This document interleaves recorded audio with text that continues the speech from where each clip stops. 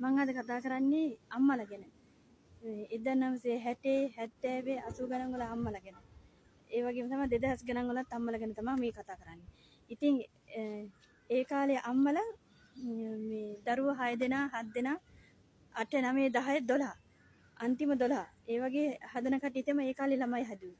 ඉතින් ඒ හදලා අම්මා කරන්නේ මොනවද? ගෙදර වත්තේ පේජස් 10ක් හරි තියෙනවනේ ඒකේ හොඳට වගා කරනවා. හොඳට වගා කරනවා සත්තු හදනවා, කුකුල්ලු හදනවා. ඊට පස්සේ වට්ටි, පැදුරු, ගොටු ඒ වගේ දේවල් කරනවා. තාත්තා කුලී රස්සා කරනවා. ඒ වගේම වතු පිටි බලා ගන්නවා. ඉතින් ඒ කාලේ මිනිස්සුන්ගේ පිරිමි අයගේ බීමත්කම තමයි හැලි අරක්කු. ඉතින් හම්බ වෙන සල්ලි වලින් හැලි අරක්කු බොනවා.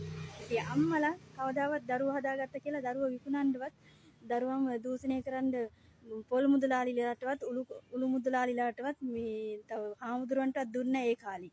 අම්මලා කොච්චර දරුවෝ හිටියත් අර ගොටු පැදුරු වියලහක් කියලා දරුවන්ගේ මේ බඩකට පුරවනවා. බතල මඤ්ඤක්ක හිටවල ඒව තම්බලා උදේට අපිට කවනවා.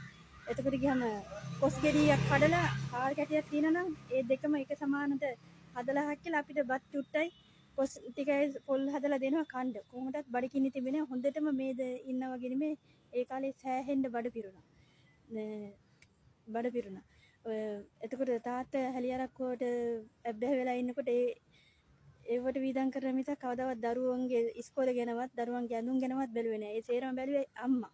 අම්මා තමයි බැලුවේ. මොකද මට ඒ අත්දැකීම් තියෙන හින්දා කියන්නේ. කවදාවත් මිනිස්සු තාත්තා බීලා ආපුවාම අම්මා කෑ ගහන්නේ තාත්තා ගහනවා අම්මට. දරුවෝ ටිකත් අරගෙන හැට පිළිකන්නේ නිදා ගන්නවා.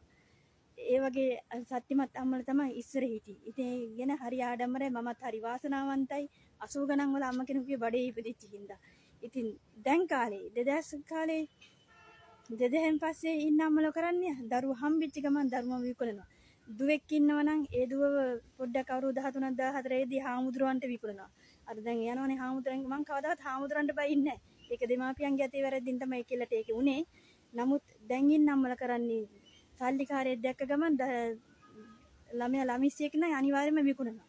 ඒ වගේම පොඩි ළමයි හම්බෙච්ච ගමන් විකුණනවා. ඒ වගේ තිරිසන් අම්මලා තමයි දැන් ඉන්නේ. 2000න් පස්සේ අම්මලා. ඒ කාලේ අම්මලා මාර සත්‍යමත්. Tamange මනුස්සයට අරක්කු බොන්න සල්ලි නැතුව ගියාම ඒ අර ගොටු වීපු සල්ලි වලින් පොල්ලතු වීපු සල්ලි වලින් තාතර අරක්කු බාගේ අරන් දීපු ගෑනු තමයි ඒ කාලේ හිටියේ. කවදාවත් හිඟමනේට බැස්සේ නැහැ. දරුවම පාරේ හඳුන් කුරු විකුණන්න ඇරියේ නැහැ ඒ කාලේ.